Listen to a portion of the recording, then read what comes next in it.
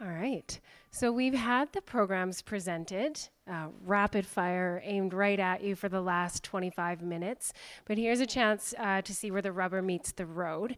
And I'll let each of these gentlemen introduce themselves, and then I'm going to ask them all kinds of sticky, tricky questions to pique your interest. I'll hand it off to Paul. I'm Paul Ireland. I'm Paul Ireland. I'm the sales director for Platek Services, Inc. We're a professional engineering company and systems integrator. Good morning, everybody. My name is Amir Sharabianloo. I'm an account manager with Ledvance. We're a global lighting company offering energy-efficient lighting solutions both for commercial and retail channel. Thank you. Good morning. My name is Ammar Harastani. I am with the GRUNDFOS pumps. My position is energy optimization sales manager with focus on all types of pumps. In particular, we have been focusing in the last 6 years on booster pumps, which is the low-hanging fruit, and it's something to start with in all the high-rise buildings. Thank you. Good morning. My name is Arnold Ricci. I'm with Gordon R. Williams Corporation. I'm their Chief Operating Officer. We're responsible for HVAC equipment across Canada, as well as controls, in-room controls for hospitality specific. Thank you. Give me 1 second. We are flipping through slides here.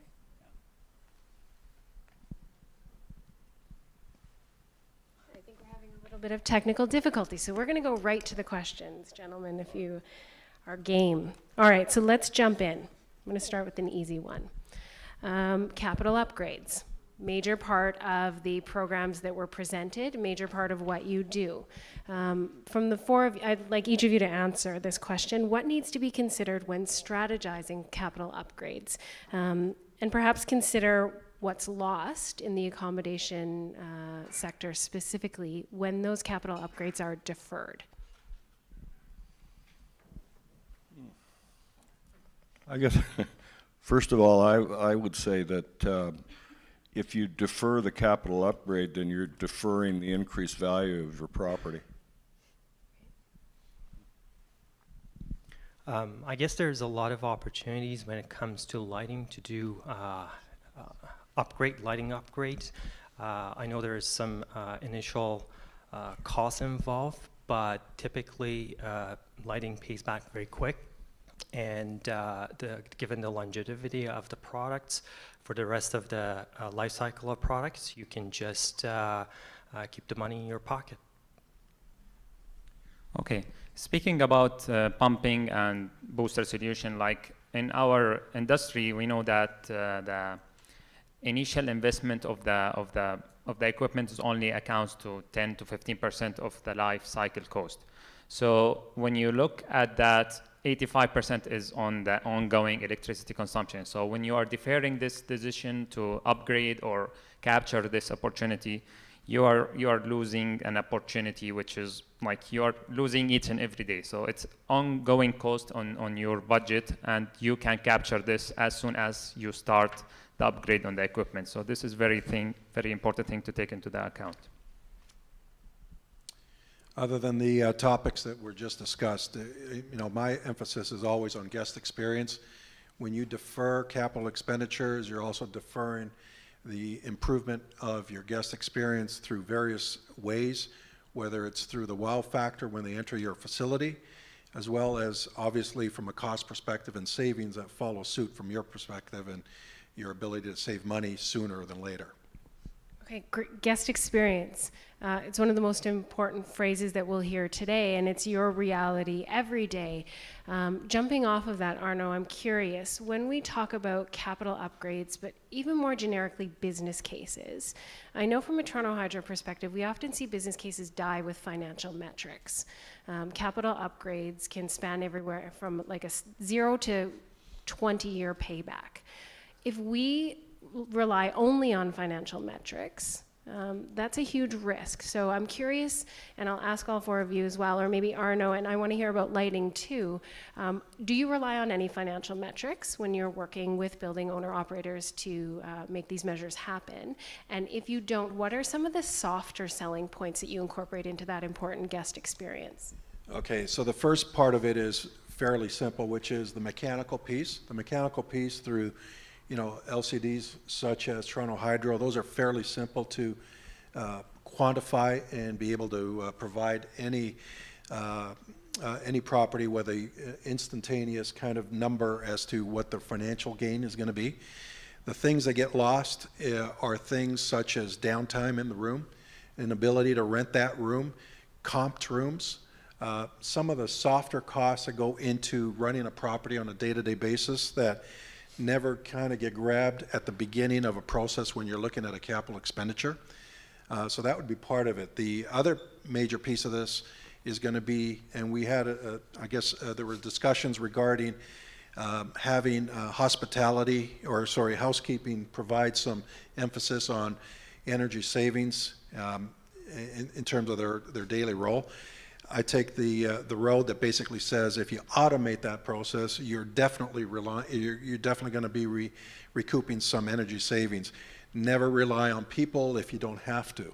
And the problem with that is becomes a little bit of a more difficult approach to sell to properties, which is, yeah, I'm doing that today, so how much am I really going to save? Well, how much are you really giving away because you really are not clear as to whether your savings are 100% of what they should be or whether they're maybe at 50%. And that's somewhere where I think the message gets lost in terms of a capital expenditure number.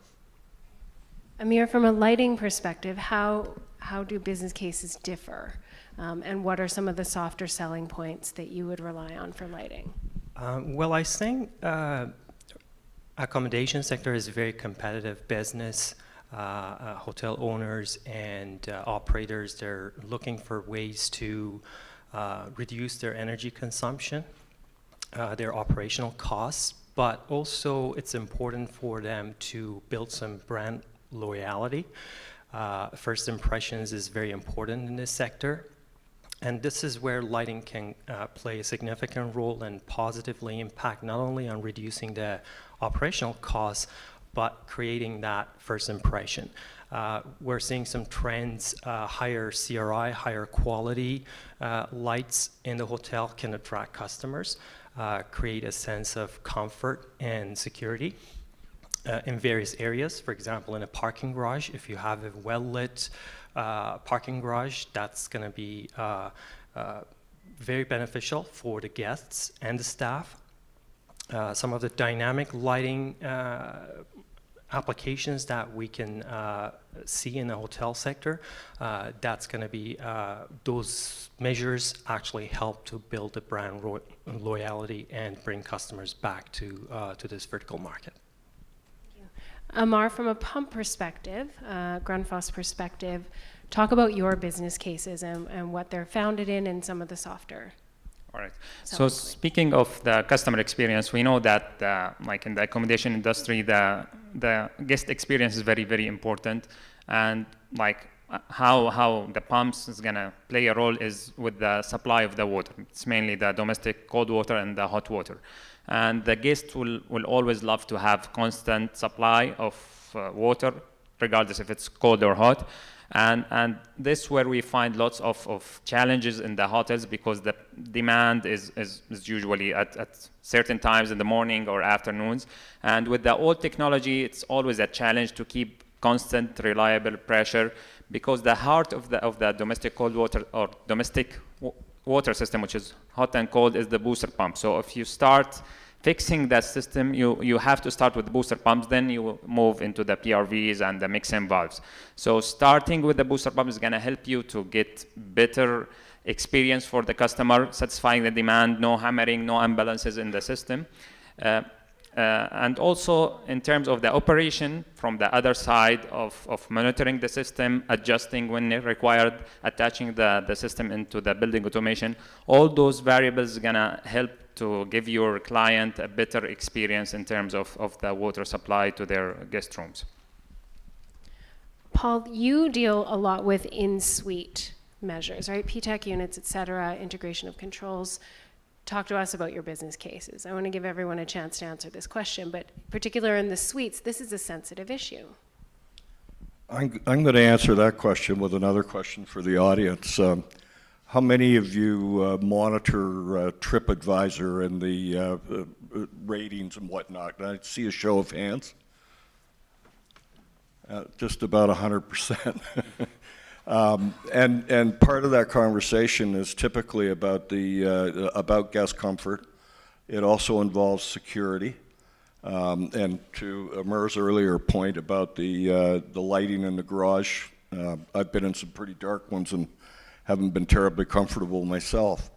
But one of the things that I've begun to see now in this industry is a lot of integration between what used to be unlike products. And I think, Arno, you would agree that when we talk about hospitality lock systems and integrating them with energy management products, 15, 20 years ago, that was unheard of, and who would have thought of it? And yet today, it's it's part of the design process. So so integration is definitely a big part of what I see every day. But I also think that we should all be marketing our products based on the strength of the product itself, and the rebate is a nice add-on. I spent 30 years in the security industry, and we didn't have any such thing as a rebate program available, so it should be an easier sell going forward. Strength of the product. So this is a phrase we hear often as well. And I'm going to jump back to lighting, sort of bouncing in a fluid manner here. Amir, do you want to talk about the reliability of the work you do and the products you sell, contrasted against some of the reputations in the marketplace? Sure, absolutely. I think that's a great question because when you're doing a lighting retrofit project, you have many choices in terms of products. From brand names and sometimes the tier 2 or tier 3 manufacturers. They knock on your door every day and they try to sell the product. One thing that I recommend is make sure that you go always with a brand name. Somebody who has been in the market for many years. We all know that LED products, they last at least 50,000 hours. On the fixture side, you're looking at 100,000 hours. And almost every product carries a 5-year standard warranty. But do you trust the warranty from a guy who's been in the business less than 5 years? That's the key question. So always do your research, make sure the product is DLC listed or Energy Star listed, meets the qualification, and then always go with the company who has been in the industry for a long time. If something goes wrong, they can back the product. Thank you. You mentioned Energy Star, which automatically bridges into some of our incentive programs. I'm throwing this out. I didn't prep these guys for this question, so disclaimer here. Talk to me about your experience with navigating the programs with customers and the value add there, and how you can make the process easier or more seamless with respect to the available incentives, both on the gas side and the electricity side. Arno, you want to pick it up first? Well, we work with the LCDs across Ontario to help guide some of our customers who may not be so literate when it comes to programs that are out there. You know, our products, we sell P-tax. We emphasize the heat pump units of the P-tax because you can generate more incentive dollars for yourself and be able to help your capital expenditure to move forward on some of these projects. So we've been successful on behalf of our customers. On top of that, the automation, the in-room automation that will help reduce your operating costs moving forward. So we can integrate, and the conversation is now regarding the integration of these products, but it's also in relationship to not tying yourself to a product line that in future you're going to have to throw out the door and start from scratch. You need to be able to not only integrate multiple different product lines that are, not just at one company, but multiple companies. That would be step number one, but upgrades. Like, what is the history of that product to be able to upgrade you to the next step? If there is no upgrade capability that is, ready and available and has a past history of being able to do that, you're probably making the wrong decision regardless of your potential capital expenditure being a little bit lower on product B. So there's a lot of things to understand when it comes to choosing the right products, and not every product is the same. Be very informative as to what you're buying and why you're buying it. All right. Like with pumps, we use two parts of the program, which is the pump or the audit incentive and the custom non-lighting program. So we are fortunate, GRUNDFOS, that we have this audit service started in Europe, like because the company is based in Denmark almost 15 years ago, and we transferred the knowledge here, and we have been very successful in utilizing the audit program or the funding on the audit. So it helps a lot in offsetting some cost of the third-party auditor. And we always say that rely on experts. So as Amir said, that when you deal with somebody, see the references, see the success that they have done. So make sure that you are getting the best value out of your money that you're paying. Amir? In terms of facilitating the rebate process, I think we typically work very closely with our channel partners, also end users, and we always educate customers about the products that are available in the marketplace. In the lighting side, if you want to qualify for the utility incentive, the product has to be Energy Star or DLC listed. We constantly communicate that to our customers to make sure the products that we bring to the market, they all qualify for rebates. And then for the most part, I think our channel partners, our distributors, they help us to put the applications through and get it approved. Well, excuse me, I'm blessed with having a colleague who is a professional engineer, electrical and mechanical, and he knows the process. He makes it a lot easier for the end users to navigate through the paperwork and the process and you know, the whole exercise of getting those approvals. So it's a value-added service that a good vendor, if they don't know how to do it, will learn how to do it. And we're certainly at the top of our game as far as that's concerned. But it is a complex process. There's no question about it. And I'm happy to have Platek there to help us get through it. So. Complex, but not impossible. We have many resources in this room to help you navigate those programs. I want to shift away from the programs and into more of your daily lives. Talk to me, and again, the four of you, about some of the daily pain points that owner-operators bring to your attention, whether it's customer experience or truly from an operator perspective, as Fatima said, not even being able to read the utility bill, and how you address that in your offering in terms of a value add. Specific examples. Somebody else want to go first? Who would like to jump in first?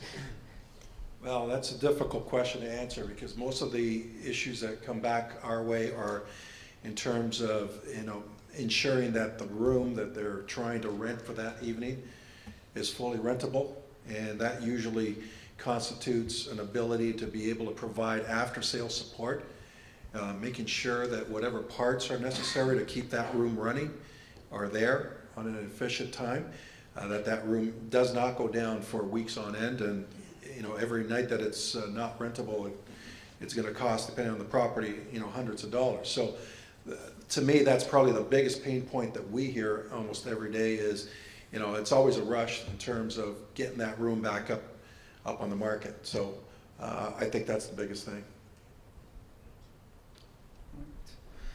One typical problem that we encounter in booster pumps is the PRVs or pressure reducing valves. So in one of the big projects, which is Sheraton Center, Toronto, the PRV maintenance guy asked us to come in. He told us, I am sick and tired of maintaining this PRV valves each and every 6 months or something like that, and they are spending too much money on it. So frequent failures that's not unbearable in a hotel. So those things that sometimes trigger an alarm or a flag in the property engineering manager or who's managing that building in order to start flipping that. So this is a very typical challenge. Also, those PRVs, like if you have failure and you are over pressurizing the system, you could encounter flooding or other losses that's going to be very, very expensive to recover. So those types of typical problem that we encounter in the boosting application. Paul, Amir? I guess for us, the biggest pain point is premature failure. I mentioned earlier that we typically get asked to come in and fix the problem because the product is not functioning properly. If you've installed LED retrofit lamp in your facility, most often there is a compatibility with your dimming system. The light starts flickering, there is some noise. Somebody didn't do the homework, they didn't check the compatibility of the lamp and dimming system, and that causes issues. And that's why we come in and look at it and try to fix the problem. So make sure you go with the right manufacturer. Make sure you ask the right questions before installing the project, so you have the right product that performs and saves you money on the maintenance and electricity side. In addition to that good advice from Ammar, I think that the maintenance programs that are ongoing in some of these properties, some are very good, and then there's all the rest. And I certainly have encountered equipment in a retrofit application that could have been in much better condition had it been properly maintained. And trying to claw back from that position is very difficult for vendors to, wiring issues, performance of the product itself, the age of the product. Some of it's aged quicker than it should have. And so I would encourage you that, in addition to making the proper selection product-wise, make sure you've got a great maintenance program underway as well. So we've done a lot of talking. I'm going to stop now and turn the mic in this direction. Does anyone have a question for the panel? I can certainly keep talking. It's never a problem. But does anyone have a burning question? Specific, generic, otherwise? Fatima. I seem to always have questions. I have two. My first question, we're talking about technologies here. Can you provide me an example for the four on the panel of how a hotel or motel has used energy efficient technologies and marketed their hotel using those technologies for guest experience? You can ask more questions. That's a good one. I'm going to take a stab at that. I'm not exactly sure on the market piece from the hospitality standpoint, but in terms of integration of products, I call it the wow factor when you walk into a room and the lighting, embraces you so that the lighting is not dark in there in the room when you enter in there with your suitcase. When the temperature increases to a moderate temperature without you even touching the thermostat, when your PTAC starts to work and you haven't touched a thing in the room, to me that is what you want to encompass as a hospitality property owner, is a good feeling when you walk into that room. And a lot of our customers have already embraced that. I come from the IT industry 20 years ago. And it's amazing how IT has converged with HVAC to the point now where even 10 years ago, it was very ludicrous to have a conversation with an HVAC company or even a hospitality to talk about IT being able to benefit you from a HVAC perspective. Now it's all encompassed together, including things like door locks. Lighting control, we talked about, safes, TVs, you name it. You go into an airplane today and they no longer provide you with a TV. It's the same type of concept, except now you're talking about an iPad or anything else inside the room that can connect to everything in the room. And that's where, the 21st century has gone to. I really appreciate you taking a stab at that question, because the point of difference is what sells our customer experience and getting the customer back. So I'm really curious in how hotels take these technologies to grab new customers. We hear it all the time now. The new emerging thing with a brand is when you check into a hotel, you don't get a hotel room key anymore. It's integrated into your smartphone. So they're using this technology to sell guest experience. So And I appreciate your comment. Exactly, and that goes exactly into what I spoke about, which is, you call it you get your phone app, which connects to your door lock, that now connects into your thermostat in your room before you even step foot in there. So, perfect example, thank you. For my perspective, it's not really directly connected to the customer experience. However, I'm going to use Sheraton Centre Toronto again. So for this hotel, it's under Starwood International. They have like an annual strategy or energy saving strategy that they want to reduce their consumption by 2020 by 20% from baseline, I think, 2015.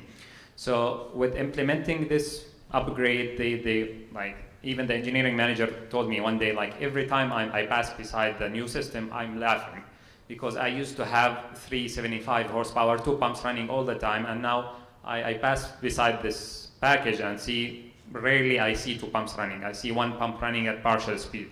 So this was very significant for him to achieve his sustainability goals, and he's looking forward to do more and more on other pumps and systems. So it's helping him achieving as a green or sustainable building by his targets as a big brand.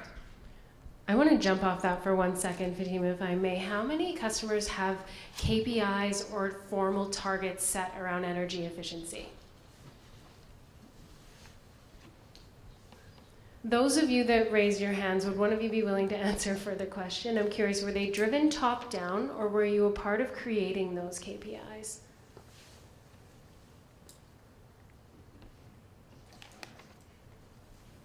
I'm looking at these 2 guys right here. For me, I have to save 2% energy for this year. But usually in September, October, corporate will say, okay, we think your energy goal should be 3% reduction. You have the chance to kind of go back to them and say, you know what, I think maybe 2%, but they have to approve that. So usually it does come from the top down, but you do have a chance to a little bit of a wiggle room, but you definitely have to have a goal, and also we have to have a signature project every year, whether it's saving energy through water, hydro, or gas. We have to have one signature project that saves over $1,000 every year. Ah, interesting. Anyone else have a different model? I've turned the panel to all of you suddenly. Yeah, I know. Louis is on my team. He doesn't get to talk. Louis, we'll save your comment for the end. Did anyone else want to answer Fatima's question about taking the work that you're doing and marketing that in order to differentiate themselves from the marketplace? Well, just to expand on the earlier comments about wow factor and coming into a room and experiencing all the comforts of home, that is a part of it. We're all a lot more knowledgeable today about how to manage our lighting and our HVAC and whatnot in our homes, and I think there's an expectation that we should be able to do that in a hotel room. And with the stress level of travel increasing exponentially almost every year, a comfortable, safe room it's a lot more important than it used to be. And putting the emphasis on providing that is just a great marketing plan going forward. All right, so we've got a question, Chuck. Just another question. So, there's a lot of projects that are taking place in the accommodation sector that are typically front-facing to the customer, hotel lobbies, elevators, etc. So I guess collectively for the folks up on stage that deal with the hotel operators and owners, and for the folks here that are owners and operators, how do we get the paradigm shift from front of house to back of house and saving money in operations? Is there anything that we can do to get the owners of these properties more looking at the back end to save some money?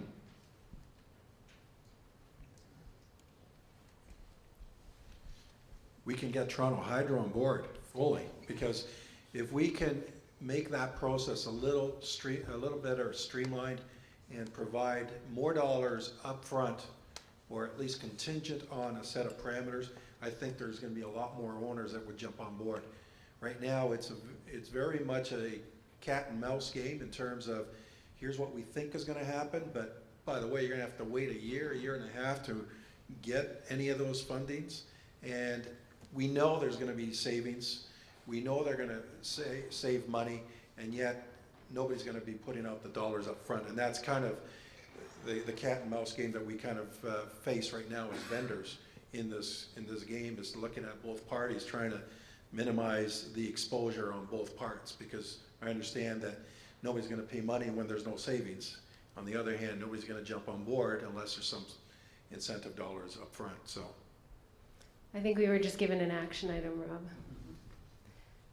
Anyone else for Chuck's question with regards to operations and the integration of front of house and back of house?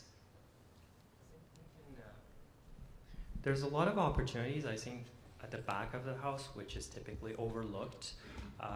With today's incentive on the lighting side, in my opinion, it's just no-brainer. There's a very good prescriptive incentive. Typically what you see at the back of the house, maybe you have some strips, some wrap fixtures, and they typically utilize a linear fluorescent lamp. And with the prescriptive incentive today available, it's just going to pay very, very quick. So just talk to us, talk to our distributor partners. We can come to your facility, we can do the audit, we can put the paperwork in, and you will be surprised. The payback on the back of the house is very, very attractive today with the incentive. Fatima, I want to go back to your second question.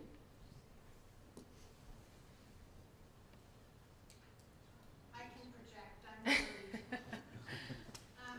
My question, I wrote it down here. For those customers that don't understand their utility bills and they just pay the total amount due, there's so many options, sometimes corrupting options.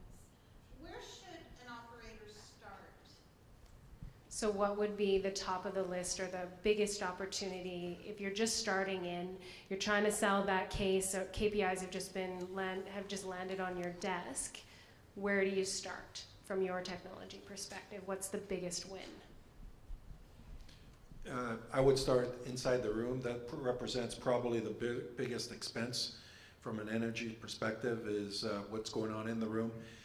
For those of you who, and I think we had some discussions regarding opening doors, opening lights or windows, et cetera, in some hotels where, maybe motion sensors will cut off the HVAC unit. There's a bunch of things and steps that need to be taken.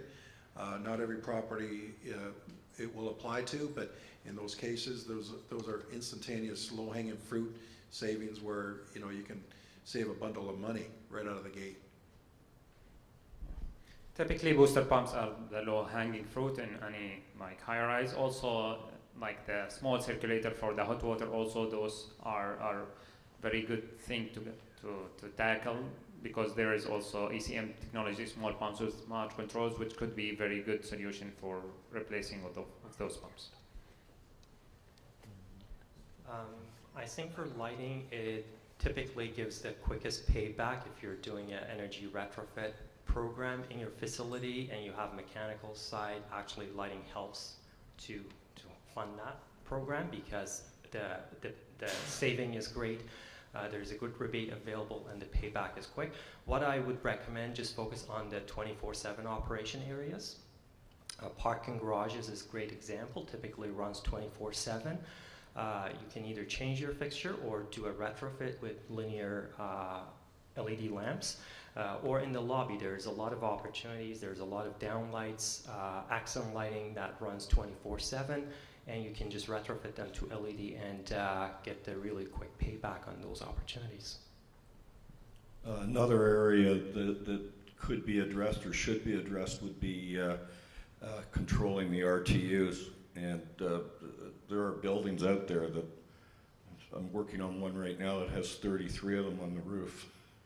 And we're putting that under an automation system that is going to reduce the energy consumption significantly, because some of them are just running on when, especially ones that are in meeting rooms that are unoccupied, and other places at the back of house as well that are sitting empty, but that RTU just keeps that heat pouring in, and there's nobody there. So you should take a look at that part as well. I also agree with Arno on the in-room part. It's probably has the biggest impact throughout the building. I'll look forward to that RTU application soon. I'll look forward to the RTU application soon. Okay. Louis, did you have a comment about KPIs? Louis always has wise things to say, so I wanted to give him a chance. I saw some hands going up saying, yes, we have a budget for energy reduction, but how many of you have a target set for you that says operational saving has to be increased? So more saving is required every year. As the energy goes up, you need more savings. Well, changing the light, if certain types of light needs a lot of labor intense in terms of changing the lights all the time, or calling somebody to maintain the PRV or maintain the PTAC, all of these times are taking. Says, yes, we already have the staff to maintain this, but if you're fixing the PTAC because it's broken all the time, you can't change the light, so the light is not being changed on time, so the customer satisfaction is not there. It says there's some lights burning. So all of these needs to be summed up in terms of operational savings. And that is my selling point for Louis. Have the conversation with him afterwards. He's a technical warehouse of information. So I'm going to wrap up. We're a bit over time. As you saw awkwardly at the beginning, our intros were truncated, so I'm going to give the gentleman on the panel a chance to tell us anything that didn't get mentioned during the intro, and then wrap up with one final question. So tell us anything that we haven't covered yet, that we may have missed, and answer this question. Creativity and innovation are leading guest experiences, and it's where commercial buildings and the accommodation sector are moving towards. What do you think is coming, and what should we keep on our radar in terms of incorporating that into energy management practices? 2 minutes each. I don't need 2 minutes, but Internet of Things. And that's where your integration is going to happen going forward, and there will just be more and more products that will be brought to the family to make the guest experience more comfortable going forward, and keep your eye on that one, and you'll continue to be successful. On the lighting side, I think I would mention, in terms of the source, we are all dealing with LEDs, but what's next, I think it's the organic LED. We have some products out there, but it's very expensive, and the efficiency is, at the moment, is a little bit lower than LED, but there is huge progress to make that product very energy efficient. It gives a lot of flexibility to designers to integrate light sources into the texture architect, not just point sources. Hopefully that's going to be a huge thing for the accommodation and hospitality sector. And I also agree with Internet of Things, because I think on the lighting side, it gives value beyond illumination. It collects data. Your light sources will be able to talk to each other and share the data. The data can be analyzed, and the facility owner or operator from a mobile device or app, they can have access to the energy profile, usage data on different areas of the building, and that's going to be the huge thing in the future. I'm personally amazed with the advancement of technology. Each and every day we are hearing interesting things happening, and the gap is being very, very small now. Like on daily basis, we are seeing new technologies. Like from pumping perspective, I know that in the back end, like recession development is a big thing for GRUNDFOS, so we are working closely to have more advanced, it's called GRM or GRUNDFOS remote management. So soon we're gonna see everything going on cloud in terms of the service. The pump's gonna be able to diagnose itself, provide alarms or notification emails about the status whenever it's needs like maintenance or service or whatsoever. Also, like in terms of the motor itself technology, we are seeing the ACM motors are coming more and more. The IE5 motor was released, which is 2 grades above the premium efficiency motor. And I see things are moving more into the cloud base and the highest technology that's gonna be applicable more and more on the product. So we're not anymore selling an item or a box product or a product. It's gonna be a solution based in the future for all the pumping solution. Again, our focus is in-room guest experience, providing that positive guest experience. Where do you start? You know, you work on things such as heat pumps versus electric strip units, maximizing your energy efficiency in that way. Automate that operation through a smart thermostat that you can control. You can have setbacks on that so that when the room is not occupied, your temperature will decrease and you're not paying for heating or cooling a room that's vacant. And again, from a operational perspective, don't trust people. Let the systems run for you. Let them be efficient for you and minimize your labor costs for one, and two, gives you an opportunity to do other things with your staff that you have. So that's all encompassing, obviously, with things like iPads and other mobile devices and security and, you know, door locks. It all encompasses all into the solution that is no longer a singular product. Great. Thank you very much for being part of the panel and accommodating my tangents. And thank you to all of you. I will not stand between you and the break now. A round of applause for the panel. And Jen, thank you for moderating. So we're going to take a break. If we could get everyone to come back at around 10:40, you can freshen up on your coffee. Obviously, we can visit the booths and network with each other. So we'll see you back at around 10:40, and we've got some other really cool stuff that we're planned for the rest of the day. So look forward to seeing everybody back. Thank you.